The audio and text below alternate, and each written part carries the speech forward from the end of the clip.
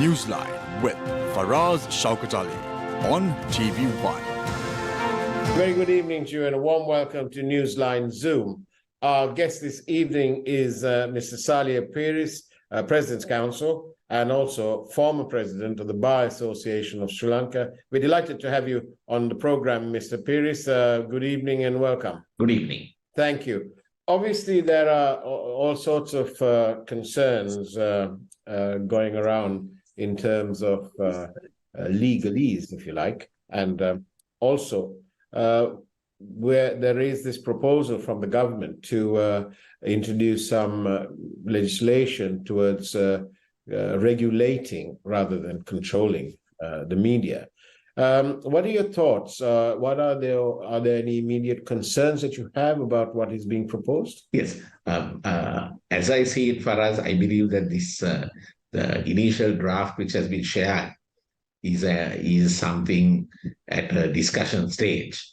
But in Sri Lanka, I am always wary about new legislation, especially when this legislation is introduced rather quietly. I'm very wary about such legislation.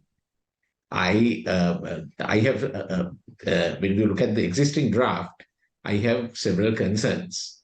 One is, of course, that the proposal to set up the Broadcasting Commission, the composition, I see it as really problematic. So the proposal is that there will be 5 members of the commission, of which 2 are government officials and 3 appointed by the president via the Constitutional Council. So that is a matter of concern, because the commission will not be an independent commission. When you have the Director General of the TRC and the Secretary to a ministry functioning as members, obviously the composition is problematic. So that is first. The second concern is, of course, that the provisions that licensors, those existing licensees will have to, after a period of time, renew their license. I think 3 months after, they have to renew their apply for the renewal of the license, and 6 months they have to have a new license. Now that is problematic, because that would give the executive a hold on whom to give licenses and whom not to give. And together with that, it says that annually the licenses have to be renewed. Now that again is problematic, because if you firstly, someone who has invested in a electronic, in either TV or broadcasting, and 1 year down the line they find that they have to go for renewals, and then there would be, from an investment point of view also, people would not invest. But more than that, the annual licensing can be used as a leash on the media, so that your licensing will depend on how pliant you are, how obedient you are to the powers that be. So that is, I see that as very extremely problematic. Thirdly, you have it says that the commission would have a say among its objectives is to ascertain the truth.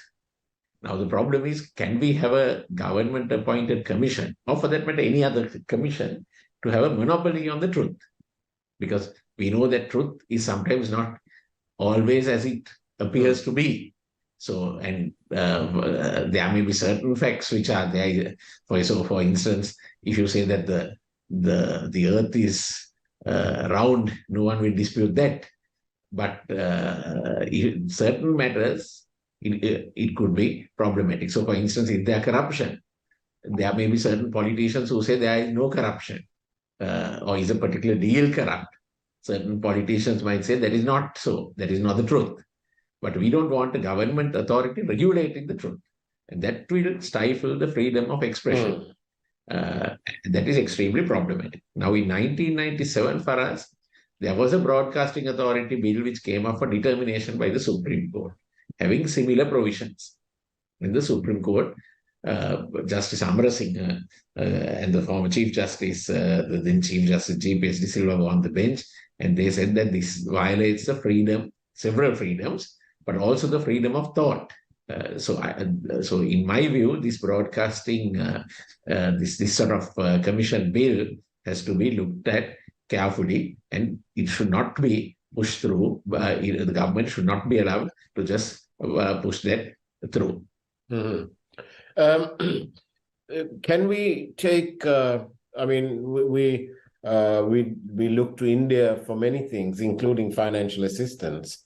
We have our largest trading partner is the United States, followed by the United Kingdom, the so-called seat of democracy, the cradle of democracy. So can we take examples from there? What about India? How do they? I must confess, I'm not too sure how it is regulated in India, but the problem here for me is in Sri Lanka, when a new law is introduced or institutions are introduced, sometimes the ultimate purpose for which, or shall we say, sometimes those introducing a law might say it is for the benefit of the people, but we find that in its application, that it is not applied for the benefit of the people. So we see things like the ICCPR, the PETA being misused by the authorities.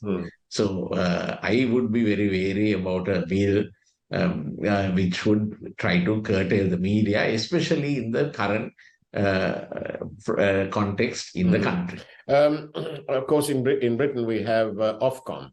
Ofcom, and, yes.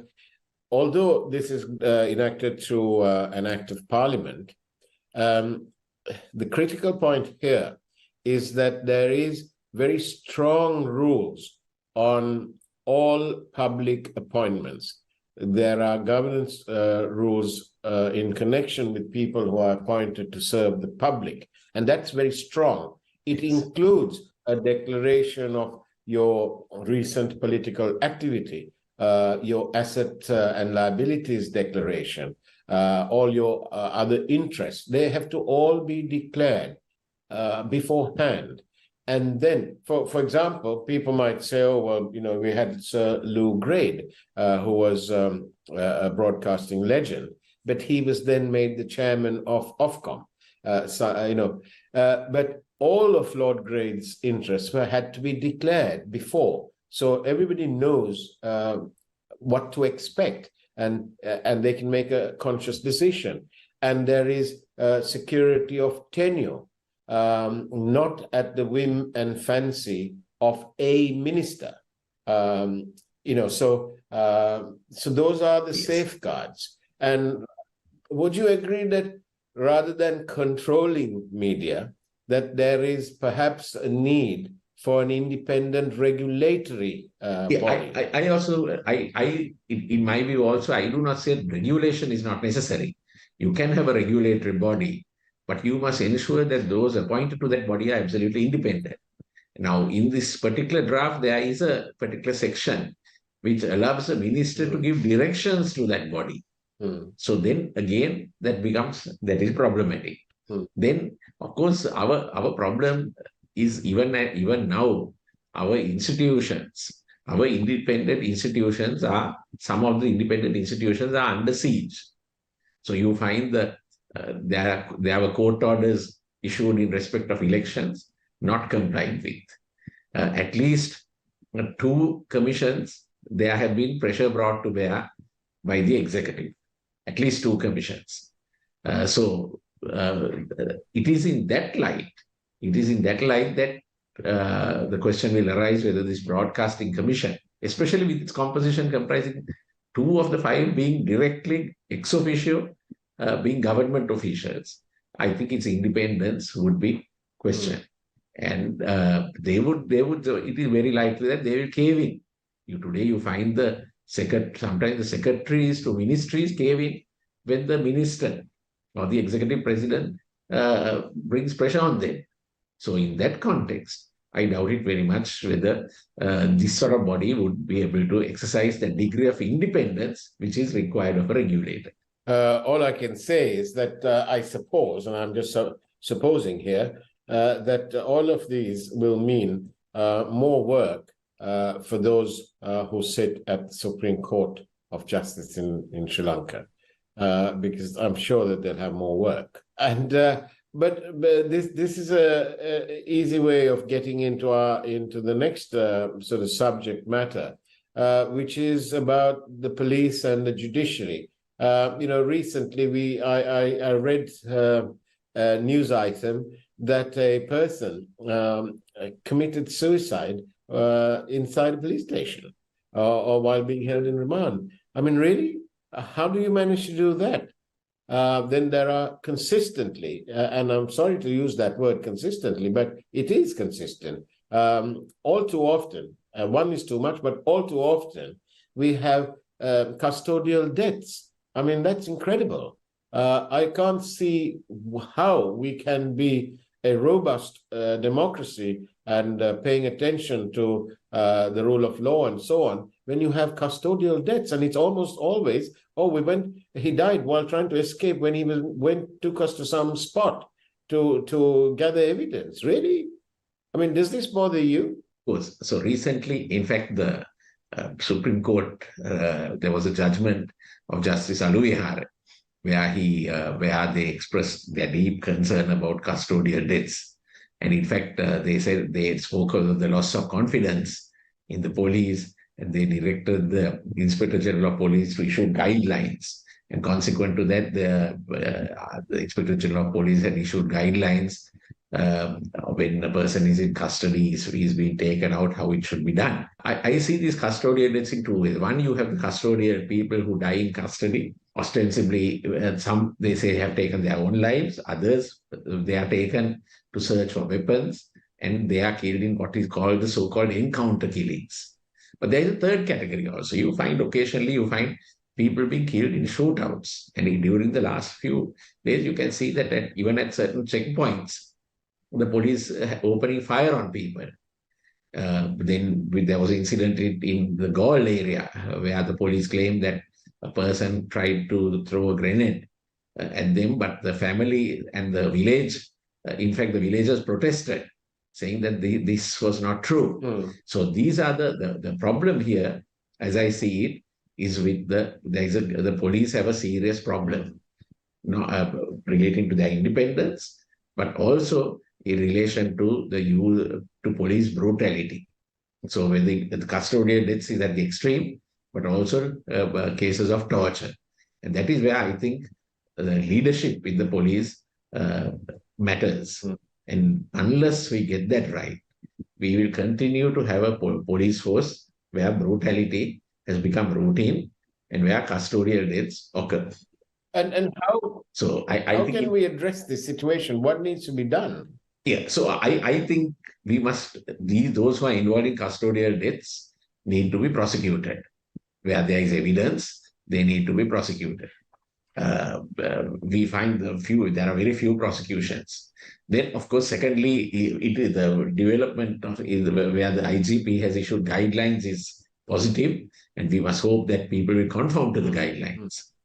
But I think also it is you need a difference in the culture in the Sri Lanka police force, where you don't look at torture as the means of investigation, but the police are encouraged to look at other means to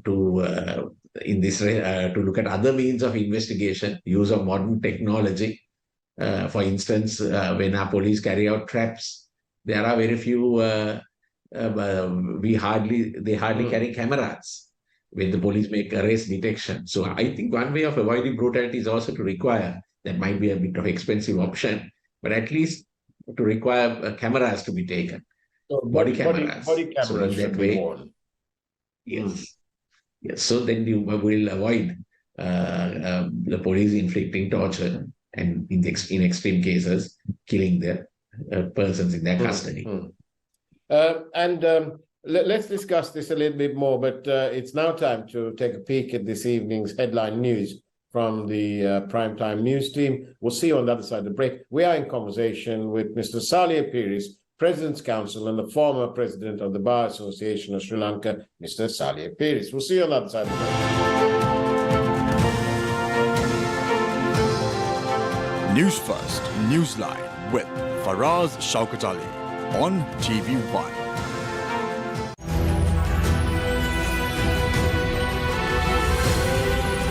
TV1. TV for life. Some of the beneficiaries excluded from the Aswasama program continue their protests. State Minister says Aswasama beneficiaries should not fall prey to numerous political groups and must file appeals soon. Activist Piyatni Keshala arrested over the torching of the president's private residence, granted bail. Foreign Minister engaged in talks with the Exim Bank of China. 9 people arrested for beating a man to death in Hanguranketa. Undefeated in the ICC qualifiers, Sri Lanka make it to Super 6 stage. Well bowled and that's out. When a heart attack strikes, every minute makes the difference between life and death. With the right care and treatment at the hand of the most skilled surgeons and medical professionals. With the perfect environment for recovery. Darden's Heart Center, dedicated to you. සංචාරක හා hotel ක්ෂේත්‍රයේ දෙස් විදෙස් රැකියා අපේක්ෂාවෙන් සිටින ඔබ වෙනුවෙන් MIM වෙතින් නවතම පාඨමාලා දෙකක්. Certificate course in food and beverage, certificate course in kitchen.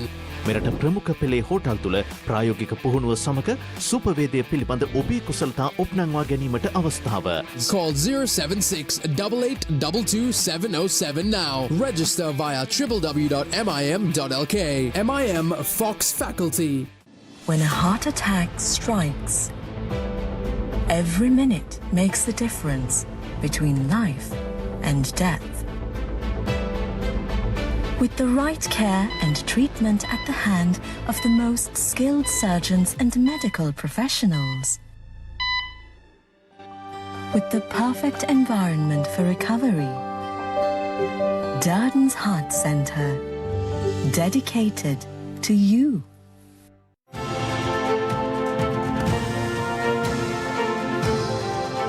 News First, Newsline with Faraz Shaukat Ali on TV1. Very good evening and welcome back to Newsline Zoom. We are in conversation with Mr. Saliya Pieris, President's Counsel and the former President of the Bar Association of Sri Lanka. Mr. Pieris, welcome again and thank you. Can I ask you, there appears to be, as a independent observer, when we look at this domestic debt restructuring, we have a record, I don't think it's ever been done before, of a 5-day holiday, public holiday. What is this for? Is it to shut our minds up and to go and get drunk? Or to take our minds off completely? Why so much of secrecy? What do you think? Yes. So, unfortunately, I am not an expert on debt on the economy. But looking at it from a citizen's perspective, I wonder whether while those who are in favor of having a long bank holiday say that it is to calm the markets, and to prevent there being a run and unnecessary stoking of unnecessary fears. Now, what I do think is that the public control of public finance is with Parliament. So, is it right to just rush through some proposal? We are told that Parliament is to meet on over the weekend, and proposals are going to be presented to Cabinet, then to Parliament, and then rush through Parliament during the weekend.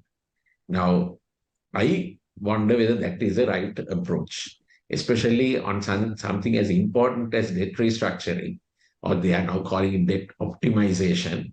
I wonder, my view is that the public must be kept informed. You might not be able to give every specific detail to give it out to the public, but at least as to the broad areas. And that is where I think up to now, from the inquiries I have made, so far even the Public Finance Committee in Parliament has not been briefed as to what is to happen.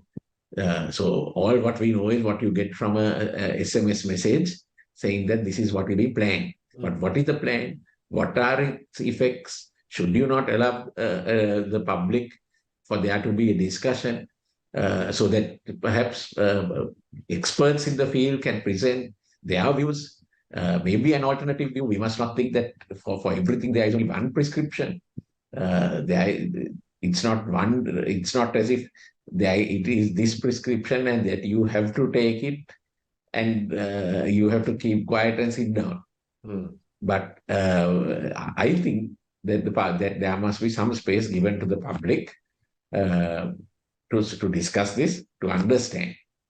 But without doing that, if you do everything in secrecy, I feel that would not be productive in the long term.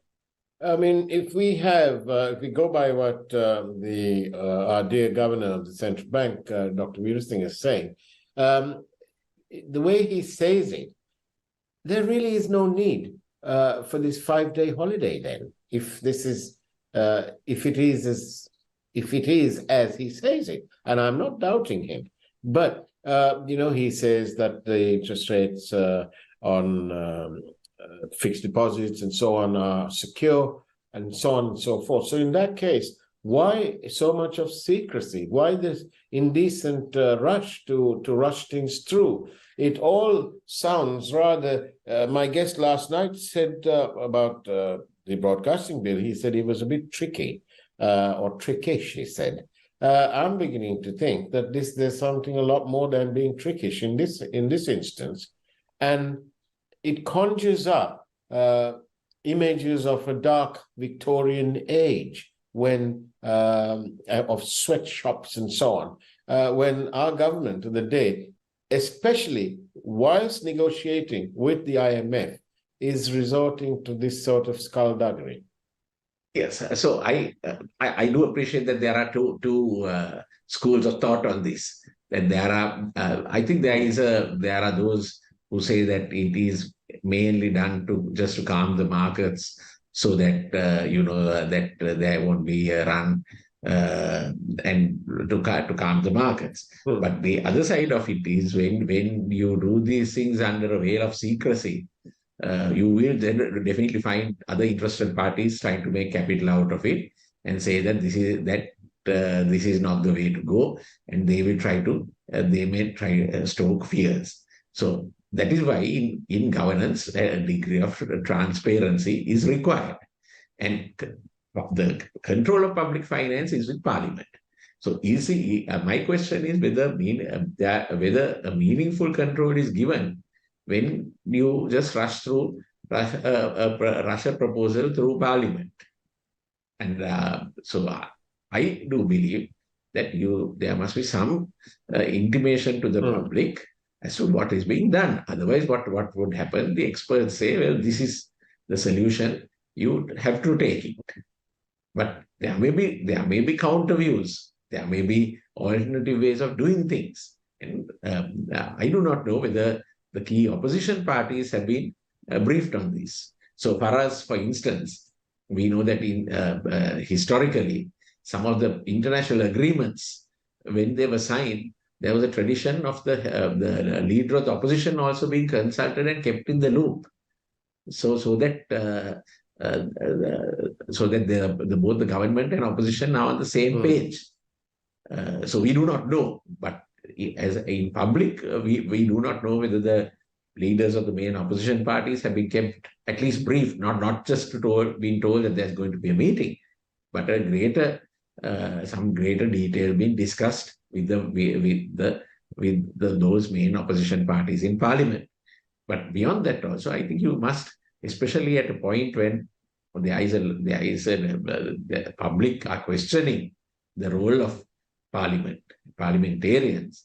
I think it is important that you take the public the government takes the public into their confidence. But that is not to say that you need to give every possible detail. If there are certain sensitive details which might affect the markets, maybe those could be withheld. But I think the broad principles should be outlined to the public, and sufficient time given for the public, for there to be feedback from the public. Having said that, I mean, the public have grown to be rather distrustful of the whole system, really. We've not had provincial council elections in God knows how long. And if they don't need the provincial council, then why don't they just get rid of it? There's all these assets doing nothing, really. And these assets are also not delivering to the people. The local government elections, we had a Supreme Court ruling about releasing the money or an interpretation of that. And so the public, I think, have grown rather wary of their government. What is your what's your perspective? Do you believe that the Bar Association and our legal world, are they, because really at the end of the day, the people have nothing more other than to resort to the law. It is their last hope, really. And are you all doing what you can to ensure that the Constitution is being upheld, the rule of law is being upheld, and at the end of the day, that the people's interests are being put forward? Well, I cannot speak on behalf of an institution I'm no longer the head of, but I can say that that the members of the profession are many are committed towards upholding the rule of law and the rights of people. And in fact, the Bar Association of Sri Lanka challenged the anti-corruption bill on several grounds. And so similarly, the Bar Association had also expressed its concerns about the anti-terrorism law, the proposed anti-terrorism law. But as a whole, I would say that all those who are part of the administration of justice must be sensitive to the fact that public confidence in our system is everything. Our courts have had a history of upholding the rights of people, starting from cases such as brace girdle. We know that the dissolution cases, so on, where our courts have shown that they can be strong and be decisive. So I think all those who are involved in the administration of justice, whether it be the judiciary, the legal profession, they must remember that public confidence in the system is essential. So if the public lose confidence, if the public feel that there are reasons for them to lose that confidence, I think that would be a huge setback for our system, not only for the legal system, but for democracy and the rule of law. And it is the duty of all those dispensing justice and those who are involved in the administration of justice to ensure that public confidence is not hampered.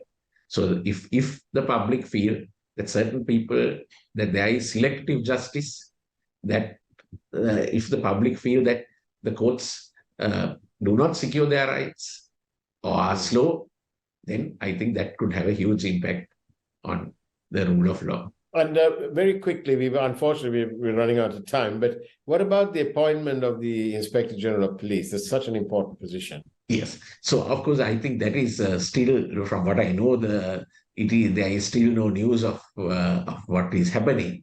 But it is important, again, when we spoke earlier of police brutality, that someone who is appointed must be someone who is a person of integrity and against whom there are no allegations. And that is extremely important, because if not, our police force already, there is as the Supreme Court has said, there is a loss of confidence. And if the right person is not appointed, I think it would be disastrous, not only for the Sri Lanka police, but for the rule of law and for the administration of justice. Thank you very much for your thoughts, Saliya Pieris. It's been wonderful having you on Newsline Zoom, but it's now time for the prime time news, so I must leave you. That's the way it was. So on Newsline Zoom this evening, take care, have a great evening as much as you can. And of course, God bless you all.